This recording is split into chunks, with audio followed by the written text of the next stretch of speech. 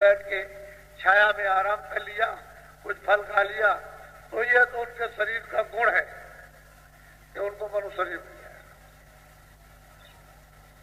आबादी इसलिए बढ़, दूसरे आबादी बढ़ने का कोई कारण नहीं, और आबादी ये रुक नहीं सकती, कोई किसी देश का भी कोई नहीं रुक सकता, क्योंकि जब उनका ये गुण है तो जन्म देना तो उसका काम है जिसको काम दिया गया। ब्रह्मा का काम है, वो तो मतलब ये है कि उनका काम है जन्म देना। विष्णु का काम है पालन पोषण, किसी मुल्क में जन्म दे दे, वो अमेरिका में दे दे, चीन जापान में दे दे, यहाँ दे दे, जंगल में, पहाड़ में, शहर में, कहीं भी वो जन्म दे सकता है। ये उसका काम है। पालन करने का अपना जिसका काम हो पालन करना, प्रलय करने का काम जिसका हो प्रलय करना, अपना अपना काम करते रहते हैं। तो असल में महापुरुषों का ये गुण है, उन्होंने दया नहीं की, लेकिन अब क्या किया जाए। बिजली का गुण है, वो किसी को मारती नहीं है, लेकिन छू लो तो फट, तो वो तो शक्ति है जो ऊपर से आती है जीव कल्याण के लिए, तो उसमें तो मतलब ये है कि शक्ति है, उसके लिए कोई क्या करे, उन्होंने दया तो नहीं की। लेकिन अब यह है कि जल का गुण है कि हाथ डाल दो ठंडे हो जाओ, आग का गुण है कि उसमें उंगली डालो तो जल जाओ, अरे भाई तलवार का काम है उसमें ऐसे करो कट जाओगे। तो जिसका जो गुण है उसको दया न की, लेकिन गुण है। तो महापुरुषों की तो उसमें मालिक बैठ करके वो बैठा हुआ, और मतलब ये है कि वो इतना पवित्र और निर्मल, इतना उनका अंग कि जो भी स्पर्श हो जाएगा मनुष्य शरीर पाने का अधिकार है। लेकिन जीव मनुष्य शरीर में ऐसे भागी के भागते, अभागी है, भाग खड़े होते, वो लाभ नहीं उठाते। पशु पंछी तो लाभ उठा जाता, लेकिन मनुष्य नहीं लाभ उठाता। वो संशय में रहता है, संदेह में रहता है, तो संदेह से उसका विनाश होता है, क्योंकि उसे विश्वास है। अगर पशु पंछियों की तरह से रहे तब तो उसका काम हो जाए, लेकिन वो संदेह करता है अपनी ओछी अज्ञान बुद्धि से, तो वो जो कुछ भी मिलने वाला उन्हें उस पर पर्दा डाल देता। तो जो स्वभाव है, उस अंग का गुण है, वो नहीं मिल पाए, उसने पर्दा डाल दिया तो, और वो पर्दा नहीं डालते हैं, वो तो सहज, उनमें तो कोई शंका समाज, उनको लाभ हो जाता है। तो आबादी इसलिए बढ़ी और बढ़ रही और बढ़ेगी, इसके कितने भी प्रयत्न करो ये रोकने वाली नहीं। हम तो पहले से आपसे बता रहे 20 वर्ष पहले, इसको कोई नहीं रोका, आपको बताया था, लेकिन आप उस समय पर सनक में थे। जब सनक में आदमी होता है तो किसकी सुनता, घर वाले की अच्छी बात या कुछ घर में अपने बड़े बूढ़ों की या किसी महात्मा फकीरों की कोई बात सुनता नहीं। सनक की होगी, तो इस देश में सनक पैदा हो गई, इसलिए हम तो आपको बता रहे हैं, लेकिन आपने अपराध भी लाद लिए और फिर ये काम भी कुछ नहीं हुआ भी कुछ नहीं। बनाया हुआ रास्ता भगवान का आप उसको बंद कर दो तो सजा नहीं मिलेगी, बहुत सजा। मनुष्य आने का रास्ता कभी बंद नहीं करना चाहिए। 5 हो जाए, 10 हो जाए, 20 हो जाए, 50 हो जाए, 100 हो जाए, उसके घर पैदा, उसने जिसने उसको पैदा किया उसने पहले प्रारब्ध बना दी। माँ मर जाती है, बाप मर जाता है, तो क्या वो बच्चे पलते पोसते नहीं है, सब अपनी प्रारब्ध से पल जाते हैं। कोई जिसका नहीं होता वो भी पल जाता। तुम उसके ठेकेदार क्यों बनते? ऐसा नहीं वैसा नहीं, रास्ता बंद कर देंगे, पैदा नहीं होने देंगे, खुद भी बंद करते हो, दूसरों से बंद करा देते, तो फिर ये अपराध हो गया। तो छोटी मोटी सजा बहुत बड़ा दंड, इसलिए ये आबादी बढ़ी और समझ में किसी के आता नहीं, क्योंकि जो राज करते हैं उनके समझ में कुछ नहीं आता, वो दूसरे काम में लगे हुए, वो वहां तक पहुंच ही नहीं सकते, उनकी समझ में कुछ नहीं। जो नहीं करते हैं उनकी समझ में कुछ नहीं। अरे भाई महात्मा समझाए तब तो समझ में आए, महात्मा मिलते नहीं समझाए को, क्योंकि और तो कोई जानता नहीं, ये तो गूढ़ गति है। तो ये अवसर मिल गया, इसका आप लोग लाभ करो, और लड़ाई झगड़ा न ब्राह्मण करो, न चिंता करो, ना मतलब ये है कि न करो, ना और ना मुसलमान करो, ना हिंदू करो, ना सिख ईसाई, सब अपने अपने मानो, यानी कर्म धर्म का सब लोग पालन करो, यानी उसकी हिफाजत करो, उसके मुताबिक चलो। आप भी चलो, सब लोग भी चले, और परस्पर इंसान मनुष्य बन करके एक दूसरे से प्यार, एक दूसरे का काम। आखिर में अरे भाई अंत तो सभी का है, आराम से चलोगे आराम से अंत हो जाए, और खराबी से चलोगे खराबी से अंत तो सबका। तो फिर क्यों ना मिलजुल करके प्रेम मोहब्बत से एक दूसरे की मदद करके और अपने अंत का समापन करें। और फिर तुम बीच में उत्पाद करते हो, तो फिर ये मनुष्यता नहीं, इंसानियत नहीं, सब मिल गए दास। अरे सब उसी मालिक के यहाँ से, सब जीवात्माएं सब रूहें आई। अब वहां से आई तो थी, जब आजादी दी है तो आपने अपनी अपनी इच्छा के मुताबिक अपने अपने कर्म किए, उससे किसी ने कम किसी ने ज्यादा, किसी ने मतलब यह है कि रक्षा की, किसी ने हत्या की, तो अपराध लग गया। अब उसके अनुसार आप वैसे बुद्धि आपकी, मन है वैसा आपकी इंद्रिया, चित्ता आपका वैसा, तो अपने अपने कर्मानुसार वो तो आप अपने बोझे को डाल दिया। उसने तो नहीं कहा था कि आप ये करो, उसने तो एक आजाम अधिकार देते हैं, आप जो भी करोगे आप ही को होगा।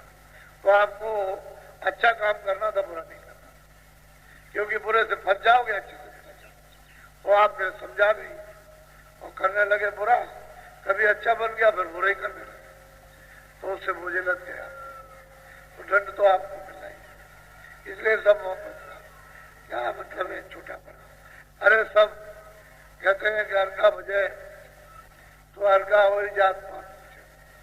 अरे काम की जात बना ली इसको कौन पूछता। मनुष्य मंदिर में सब अपनी अपनी यानी मन बुद्धि चित्त को पवित्र निर्मल करो, आत्मा जगाओ, सब हरि की आत्मा है उस मालिक। तो हल्का बजेगा स्वर्ग हो जाएगा। उधर जात पात उसके यहाँ तो जाति आती नहीं है, तुम जात पात के रगड़े में झगड़े में फंस जाओगे तो वहां फंस जाओगे, वो उस मालिक के पास प्रभु के पास कभी जाने, क्यों वहां तो जात पात है, और यहाँ तुम जात पात लेके बैठे हो, कुल कुटुंब लेके बैठे हो, वहां तो कोई कुल कुटुंब नहीं है। तो ऐसा करो कि मतलब ये है कि तुम्हारी जीवात्मा जग जाए, उसके पास पहुंच जाए, और ये भी समझ जाओ ये रगड़ा झगड़ा था, अब समझ में आ गया इसमें क्या, हम तो इंसान आदमी है, हम एक दूसरे की सेवा, अच्छे काम करो, मोटी बात है। तो मैं आपको सत्संग सुनाऊंगा। ये बात इसलिए बता रहा था कि नया है तो हमने दो शब्दों का प्रयोग किया है। जो सवर्ण है वो तो ज्ञानी है, जो भी सवर्ण होगा ज्ञानी होगा, और जो अज्ञानी है वो अवर्ण है, अवर्ण है वो अज्ञानी है।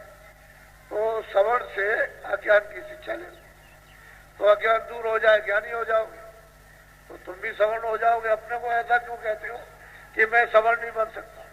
अरे मनुष्य शरीर उसको भी मिला, आपको भी मिला। मनुष्य शरीर को उसने सबको भेदभाव रहित होकर के, पक्षपात रहित होकर सब आपको दे दिया। तो आप अज्ञान दूर करो, सवर्ण बन जाओ। फिर जो दूसरे लोग रहे अज्ञानी, उनको ज्ञान दे देना, वो सवर्ण हो जाए, तब तक तुम्हारा अंत हो जाए। तो सवर्ण अवर्ण दो ही थे। ये परिवार का, समाज का, घर का, उठने का, बैठने का, मान का, सम्मान का, मोहब्बत का, प्यार का, ये सब काम धंधे का, ज्ञान का। हम लोग उसके अनुसार चलते थे तो जीवन अपना परिवार में, समाज में सुखी रहता। शरीर अच्छा रहता तो क्यों रोग लगेगा। जब कोई बुरा काम नहीं करोगे रोगी क्यों होगे, क्यों क्लेश होगा, क्यों निर्धन होगे, क्यों गाली खाओगे। जब बुरे काम करोगे तभी तो ये सब उत्पात होंगे। तो अच्छे काम, तो अज्ञान को दूर करा लो सवर्ण। लेकिन सवर्ण अपने को सवर्ण कहे और अज्ञानी बन जाए, और वो तो अवर्ण है यानी अज्ञानी है, तो दोनों में झगड़ा।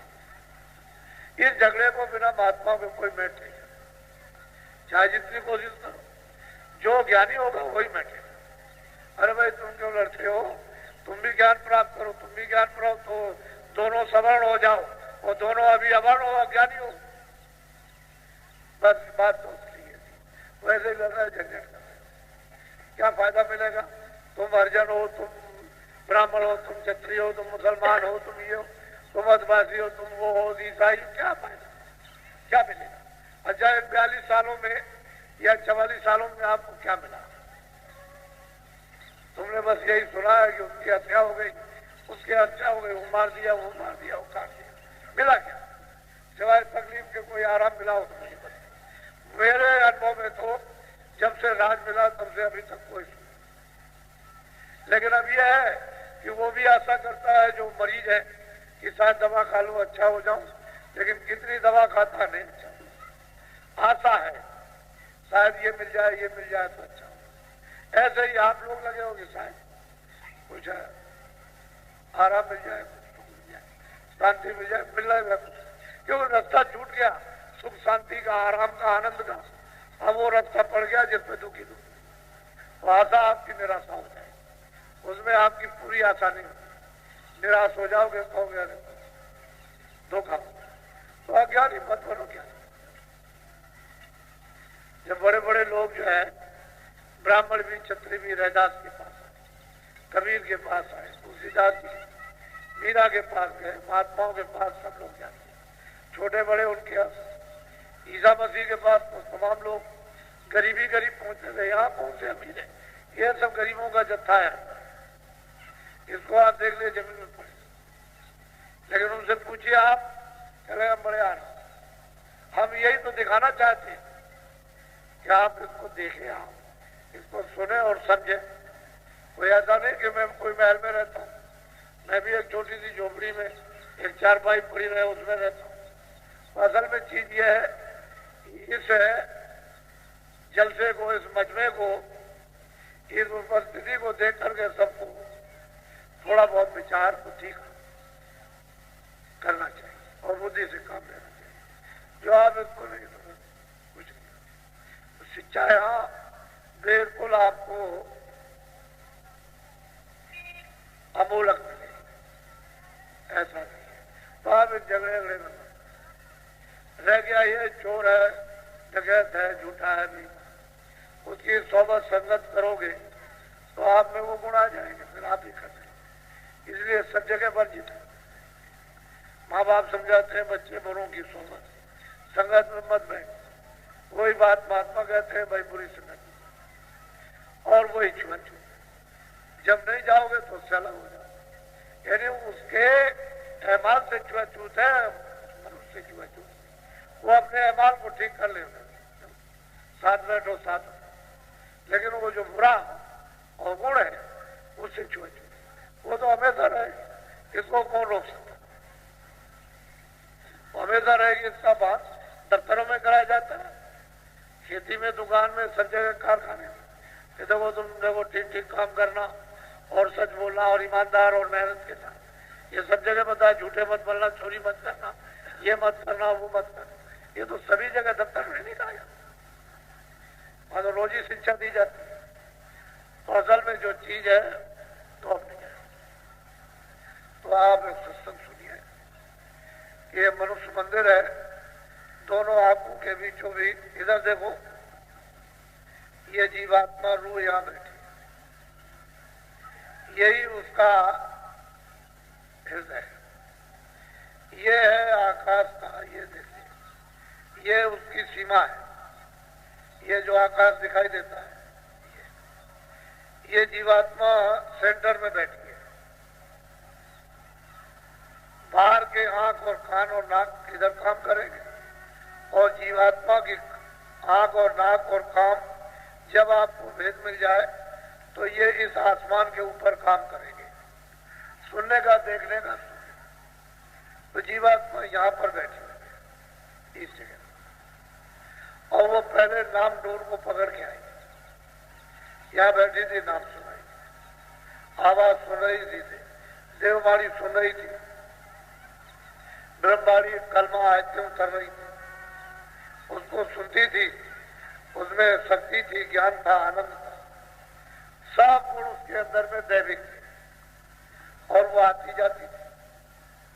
वो खुदा का भी, भगवान का भी दर्शन, ब्रह्म का भी दर्शन, रब का भी दर्शन, पार ब्रह्म का भी दर्शन, उस अल्लाह का भी दर्शन वो कर दीजिए, क्योंकि नाम पकड़े हुए थे, आती और जाती थी। वो तो पावर हाउस है, कहीं से पावर हाउस से वहां से ये आवाज शक्ति के रूप में आ रही है। अगर पावर हाउस से तार निकाल दिया जाए तो बस फिर उसमें वो ताकत नहीं आई। इसी तरह से जीवात्मा उसमें ताकत थी, आंख थी, कान थे, पूरा उसको ज्ञान था, बोध था, पीछे का बड़ी संगत लगी हुई है और भला सेवा करता था, आपकी बात दिखाई नहीं दिया। तो उन्होंने जो महल था उसको नहीं दिया और वो सब धन लेके चले गए, तो वहां संगत में सेवा में लगा दिया। अभी उनकी सेवा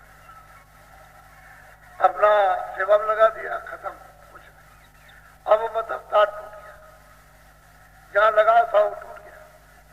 एक दिन पूछा गुरु महाराज ने, अरे भाई भला तेरी सूरत रुकती है कि चढ़ती? क्या लगा, चढ़ गई, चढ़ गई, अब नहीं चढ़ गई, चढ़ गई। अच्छा ठीक है, करो भजन करो, ठीक, बहुत अच्छा। तो पूछा उन्होंने एक दिन, कह रहे भाई तुम कैसे रहते हो, रोटी कहाँ खाते हो? कह रहे हजूर को सेवा करता हूँ, भंडारे में खाते। क्या सेवा करते हो? कि जंगल से ले आता हूँ लकड़ी बीन के और भंडार में दे देता हूँ, उसके एवज में रोटी खा लेता हूँ, भजन करता हूँ। कह लगे नहीं, ये तो तुमने अपना पेट भरा, जो तुम लकड़ी ले आए थे भंडारे में दी, तो जितना खाया उतना ही दो इकट्ठा ले आया। तो अब दो के लिए समय तो लगेगा ही, पहले 2 घंटे, अब 4 घंटे लगेंगे 2 गट्ठा बनाने में। तो जंगल में जाए अपना 4 घंटे 3 घंटे, जहां जैसी लकड़ी मिल गई गट्ठे बनाए। तो एक तो इस निमित्त से कि रोटी खाएंगे और दूसरा वहां जमा करेंगे, सेवा होगी संगत की। करते रहे बहुत दिनों तक। एक दिन गुरु महाराज ने जानबूझ के रोक लिया, कह लगे भाई ये काम है, ये सेवा है, इसको कर दो। करने लगे सेवा। जब सूरज डूबने को हुआ तो कहा कि जाओ लकड़ी बीन के ले आओ, तो चले गए। वहां अंधेरा हो गया, लकड़ी बीनने में गट्ठे तो उन्होंने दोनों बना लिए, लेकिन जब चलने लगे तो अंधेरा हो गया।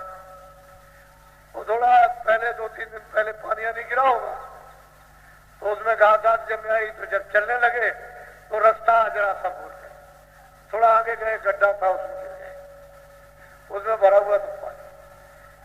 इतने पानी में उसी में गिरे, गट्ठे दोनों ऊपर सिर पर है और खड़े पानी।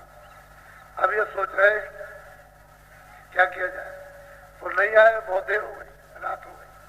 तो उन्होंने कहा कि चलो, गुरु महाराज बोले कि चलो, मतलब कोई बात हो गई इसलिए नहीं आया, नहीं कभी रुकता नहीं था, कोई घटना तो नहीं हो गई। तो जंगल की तरफ जिधर जाता था उधर तरफ गए, तो आवाज लगाते गए, बल्ला बल्ला। वो तो पड़े थे उसमें। जब करीब पहुंचे तो उसमें से आवाज आई कि भाई किसको बुला रहे हो? मैं तो इधर हूं। तो वहां गए, देखा कि वो पानी में खड़े हैं, गट्ठा लिए। कह लगे अरे भल्ला तुम हो? कह लगे हाँ। कह लगे ऐसा करो कि गट्ठा फेंक दो और लो ये रस्सी, इसको पकड़ के चढ़ जाओ। कह लगे वो नहीं हो सकता, गट्ठा पहले ऊपर आएगा और बाहर में निकलेगा। तब तक आ गए गुरु महाराज। उन्होंने कहा कि पानी में फेंक दो गट्ठा और ये रस्सी है, इसको पकड़ लो और हम खींच लेंगे। कह लगे हजूर गट्ठा पहले आएगा, बाद में आपकी मर्जी हो, निकालिएगा समझ। गट्ठा निकाला और बाहर निकाल लिया। तो कह लगे कि बल्ला तुम जो चाहो सो तुम मांग लो, मैं तुमसे बहुत प्रसन्न हूं। कह लगे अरे हजूर मुझे क्या मांगना, जो देता है मैंने उसी को ले लिया, मुझे कुछ नहीं मांगना। जो सबको देता है मैंने उसी को ले लिया, मैंने कुछ। कह लगे मुझे कुछ नहीं मांगना। इतना जरूर है कि जो बल्ला से आपने परीक्षा ली है, कलयुग में किसी से परीक्षा नहीं। ये वरदान दे दीजिए कि हम किसी से परीक्षा नहीं लेते, नहीं कोई परीक्षा में सफल